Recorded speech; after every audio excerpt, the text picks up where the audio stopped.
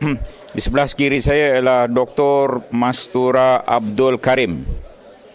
Beliau adalah Setiausaha Bahagian Fiskal dan Ekonomi Kementerian Keuangan. Sebelah kanan saya satu dunia kenal YB Steven Sim, Bukit Mentajam, Timbalan Menteri Kewangan 2. Saya ingin maklumkan bahawa Rang Undang-Undang Keuangan Awam dan Tanggungjawab Fiskal 2023 untuk bacaan kali pertama telah saya buat semalam, dan untuk bacaan kali kedua ialah pada hari esok. RUU Keuangan Awam dan Tanggungjawab Fiskal ini kali pertama dibentangkan dalam sejarah negara kita. Ia adalah suatu RUU yang amat penting bagi melaksanakan apa yang kita panggil sebagai kebertanggungjawaban ataupun accountability. Satu lagi ialah ketelusan atau transparansi, dan perkara yang satu lagi ialah responsibility ataupun tanggungjawab kepada dasar fiskal dan ekonomi negara. Kita telah menetapkan dari segi dasarnya hendaklah diputuskan di Dewan Rakyat, dan dari segi angka yang ingin dicapai itu juga diluluskan di Dewan Rakyat. Ada 4 perkara dari segi numerical ataupun angka yang perlu dicapai dalam FRA ini. Yang pertama, perbelanjaan pembangunan tahunan sebagai peratusan kepada KDNK sekurang-kurangnya 3% atau lebih.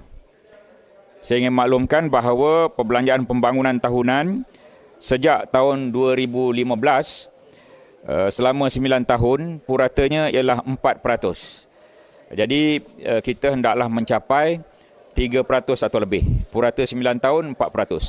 Perkara pertama ni agak mudah untuk dicapai dari segi kebertanggungjawaban Menteri Keuangan dan seluruh yang berkaitan dengannya, tetapi tidak terlibat kerajaan negeri. Akta ini hanya terlibat kerajaan pusat dan ia hanya terlibat dalam badan-badan berkanun di bawah kerajaan pusat.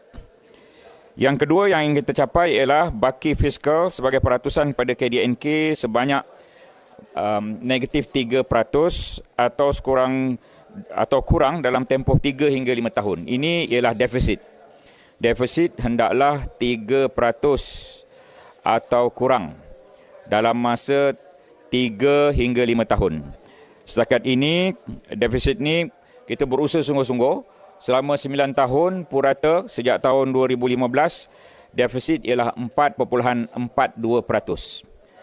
Sekarang ini 5%. Dalam masa 5 tahun kita berusaha daripada 5% ini kita nak turunkan kepada 3% atau kurang. Dan ia pernah dicapai pada tahun 2017 sebanyak 2.9% defisit.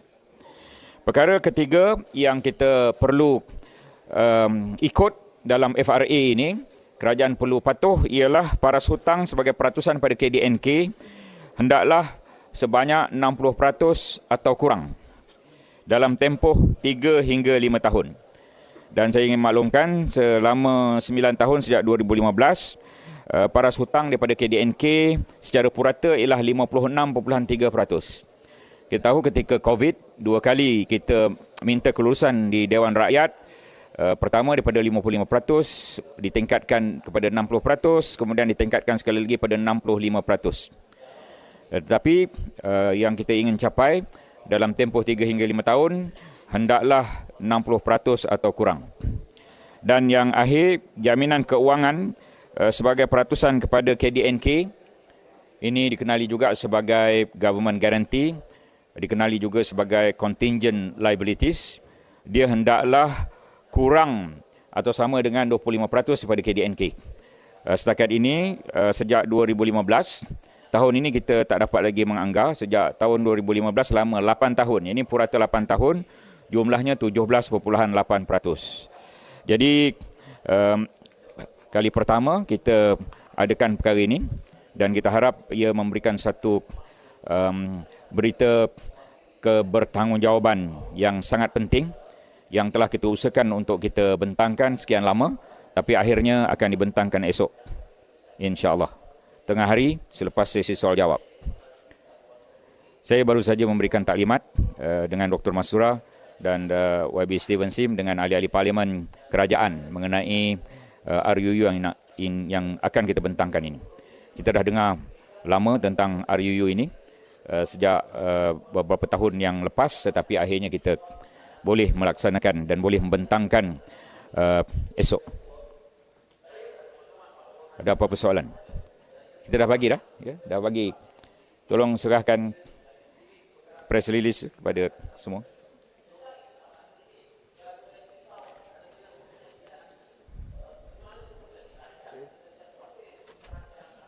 Tak ada apa-apa soalan. Bagi semua. Dia ada 25 orang. Okey. Depan belakang dia.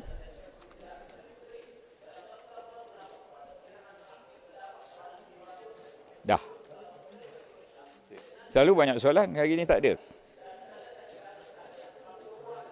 Sudah. Bilakah tarikh berkuat kuasa? Itu dalam RUU disebut bahawa ia adalah kuasa Menteri Kewangan untuk meletakkan tarikh berkuat kuasa. Dari segi logiknya kemungkinan seawal mungkinlah.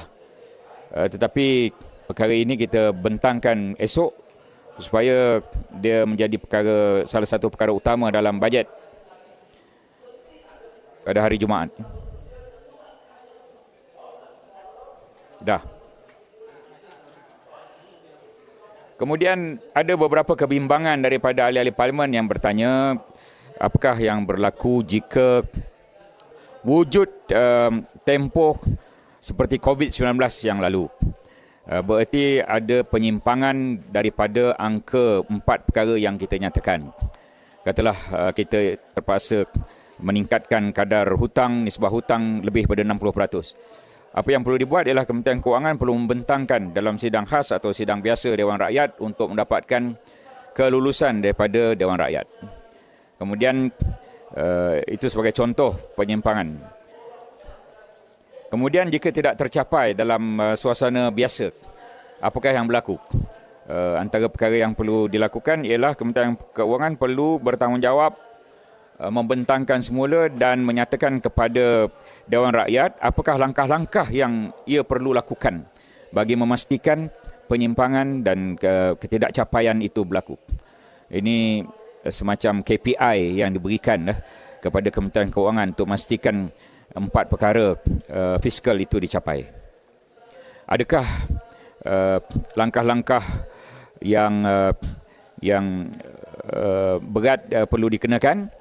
Dia tidak terlibat denda, tidak terlibat letak jawatan, tidak terlibat penjara dan sebagainya. Itu tidak berlaku lah. Yang penting ialah Kementerian Kewangan bertanggungjawab kepada Dewan, bertanggungjawab kepada Parlimen. Itu yang penting. Yang sebelum ini tidak berlaku perkara itu, ya. Kita boleh menambah, kita boleh mengurang, kita boleh tak capai, tapi tidak melibatkan pertanggungjawaban. Kita juga menambah laporan-laporan yang sedia ada dengan laporan-laporan baru di Dewan Rakyat. Sebagai contoh, tidak pernah berlaku separuh tahun laporan keuangan mesti dilakukan. Kita kena melakukan laporan pencapaian bajet setengah tahun pada bulan September tiap-tiap tahun apabila FRA ini dilaksanakan. Dan untuk kali ini, kali pertama, kita telah keluarkan dan boleh dilihat di laman web www.mof.gov.my. Kita keluarkan baru di bulan 9 laporan pencapaian prestasi keuangan setengah tahun dan perbelanjaan setengah tahun. Jadi perkara ini adalah salah satu perkara yang laporan baru daripada hasil FRA ini. Walaupun FRA belum dilaksanakan, kita dah mulakan laporan setengah tahun, ya. Terima kasih.